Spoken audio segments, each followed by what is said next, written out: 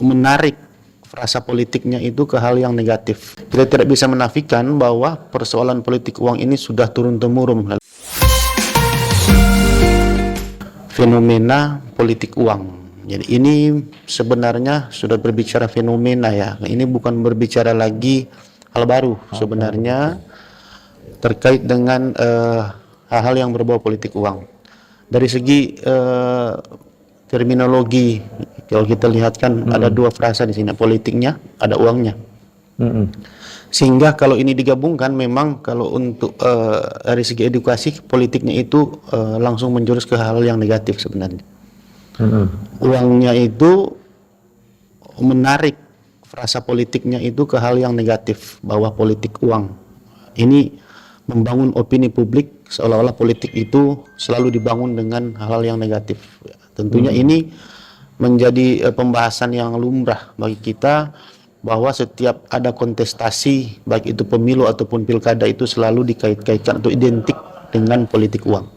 Nah, tetapi kita tidak bisa menafikan bahwa persoalan politik uang ini sudah turun-temurun. Legasinya itu sudah ada, tidak hanya dalam kontestasi politik, tetapi juga dalam hal ini pemilu pilkada, tetapi juga dalam kontestasi ajang pemilihan pemimpin di luar dari itu. Contoh pemimpin kepala desa ataupun komunitas-komunitas ataupun organisasi-organisasi baik kemasyarakatan dan bahkan ada dalam konteks denominasi tempat ibadah justru sudah menggunakan politik uang untuk melancarkan ataupun tujuannya ya begini.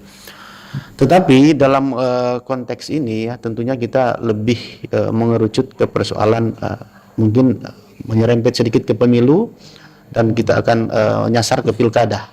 Jadi politik uang itu sebenarnya sudah menjadi hantu demokrasi ya, secara luas ya, secara luas.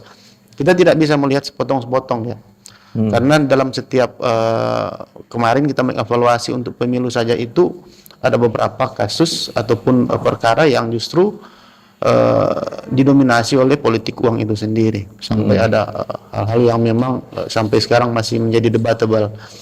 Nah, tetapi di masyarakat itu kan menjadi hal yang menarik pembahasannya, dan bahkan segelintir orang di masyarakat itu menangkap itu sebagai fenomena yang lumrah. Ini kan hal yang sangat disayangkan sebenarnya. Kenapa? Berulang kali kita dalam setiap pertemuan dengan peserta pemilu, peserta dalam hal ini persiapan dalam tahapan pilkada, ya baik itu partai politik, baik itu tim pasangan calon yang nantinya akan berkontestasi, baik itu sesama penyelenggara dan ataupun stakeholder, kita selalu menggaungkan ya, bahwa memberikanlah edukasi yang baik kepada masyarakat.